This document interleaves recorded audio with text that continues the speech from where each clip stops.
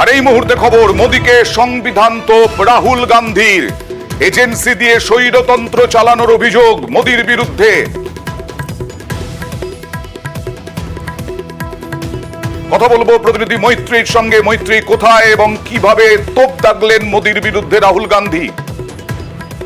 দেখো, রাহুল গান্ধী আজকে ওয়েনারে রয়েছেন কেরলে, এবং সেখানেই বক্তব্য রাখার সময় তিনি বলেন যে কেন্দ্রীয় এজেন্সিকে ব্যবহার করা হয়েছে এবং স্বৈরতন্ত্র চালিয়েছেন তারা, এবং নাম না করে বিজেপিকে বলেন। এবং সেখানেই তিনি উল্লেখ করেন যে সংবিধানকে যে স্পর্শ করা যাবে না, মানুষ তার জবাব দিয়ে দিয়েছে, এবং সংবিধান হচ্ছে মানুষের কণ্ঠ, এবং সেই কণ্ঠে তারা কারোর বক্তব্য শুনবেন না, এবং সেই জবাব মানুষই দিয়ে দিয়েছে।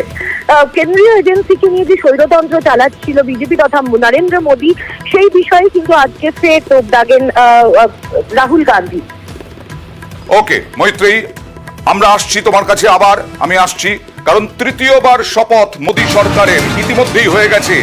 নয়া লোকসভা কবে থেকে শুরু হবে, বিশেষ অধিবেশন কবে, এই সব জানবো। রাজ্যসভার অধিবেশন কবে, সব জানবো তোমার কাছ থেকেই। মৈত্রী।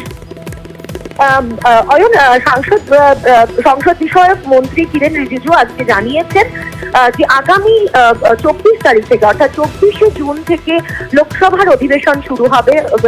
এনডিএ নতুন সরকার গঠন হওয়ার পর এই লোকসভা অধিবেশন প্রথম লোকসভা অধিবেশন হবে, এবং সেটি চলবে 3রা জুলাই পর্যন্ত। এই লোকসভা অধিবেশনে যে সমস্ত সাংসদরা রয়েছেন তারা শপথ গ্রহণ করবেন, এবং তার সঙ্গে সঙ্গে প্রেসিডেন্ট অর্থাৎ রাষ্ট্রপতির ভাষণ হবে, এবং সেই রাষ্ট্রপতি ভাষণের পরিপ্রেক্ষিতে ডিবেট সেটি চলবে।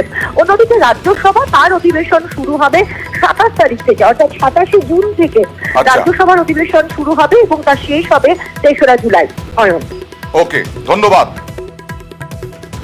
আর কিরেন রিজিজু সংসদ বিষয়ক মন্ত্রী, তিনি কি বললেন দেখুন।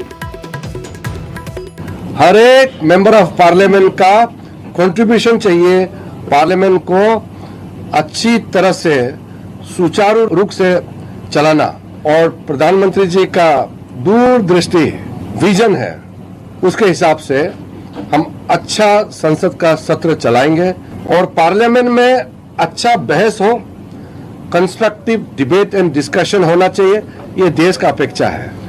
बहुत अच्छा वाइब्रेंट पार्लियामेंट होना जरूरी है। जो आगामी लोकसभा राज्यसभा का सेशन होगा, उसमें सब लोग मिलकर के हम सकारात्मक भूमिका निभाएंगे।